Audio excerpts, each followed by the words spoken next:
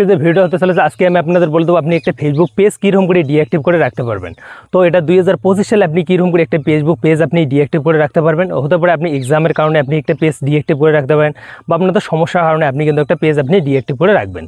তো দেখো বন্ধুরা, এটা 2025 সাল যারা কিন্তু ডিঅ্যাক্টিভ করতে জানে না তারা কিন্তু ভাবে অনেক একটা কঠিন বিষয় কাজ ভাবেন। তো বন্ধুরা না বন্ধুরা, ভিডিওটা আপনি শুরু থেকে লাস্ট তক দেখবেন এবং স্কিপ করবেন না। আপনি ফেসবুক পেজটা আছে সেটা ডিঅ্যাক্টিভ করার পুরো প্রসেসটা আপনাদের নিয়ে চলে এসেছি, কথা না বলে শুরু করে দেখি।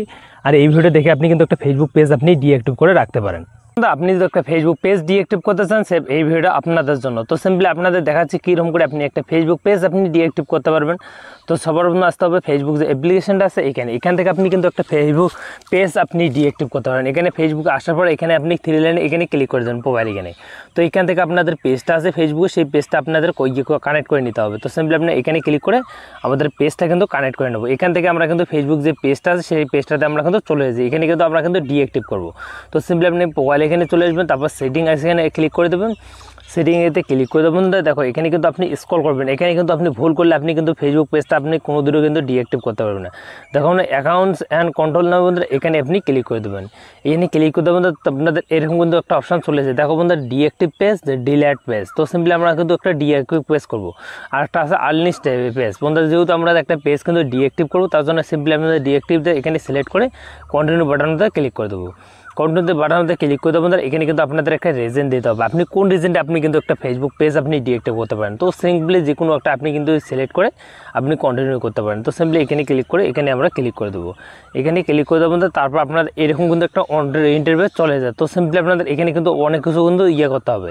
তো দেখো এখানে কিন্তু একটা অপশান দেওয়া আছে আপনাদের, আপনি পেজটা যে আছে সেই পেজটা আপনি কতদিনের জন্য আপনি ডিঅ্যাক্টিভ করেছেন এবং আপনাদের সেই ডিঅ্যাক্টিভটা আপনার খুলুক বা আপনাদের কিন্তু আপনার কিন্তু ডিঅ্যাক্টিভ কিন্তু খোলা হয়ে যায়।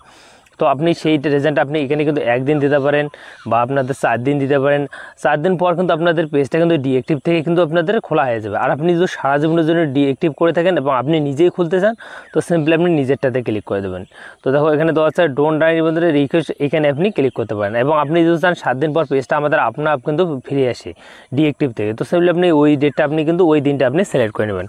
যেহেতু আমরা নিজে খুলবো এখানে ক্লিক করে দেবো, নিচেরটাতে ক্লিক করে আমরা কিন্তু ব্যাগে আসবো। ব্যাগে আসার পর বন্ধুরা এখানে আমরা ক্লিক করে দেবো। এখানে ক্লিক করতে বন্ধুরা এরকম কিন্তু একটা ইন্টারভিউ চলে যায়। তো সিম্পলি আপনাদের এখানে কিন্তু দেওয়া আছে আপনাদের যে ফেসবুক পেজটা আছে যতগুলো আপনি ফটো আপলোড করছেন, ভিডিও আপলোড করছেন বা আপনাদের যতগুলো স্টোরি করছেন সেই ইয়েগুলো আপনি ডাউনলোড করতে চান।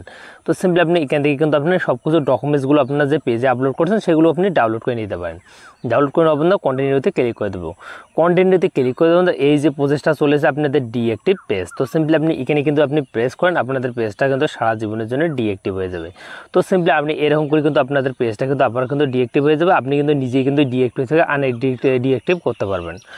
তো বন্ধুরা আপনাদের ভিডিওটা কেমন লাগলো আপনারা কমেন্ট করে জানান। আর সিম্পলি আপনি এরকম করে কিন্তু একটা ফেসবুক পেজ আপনি সারা জীবনের জন্য ডিঅ্যাক্টিভ করতে পারেন এবং ডিঅ্যাক্টিভটা আপনি নিজেই খুলতে পারেন।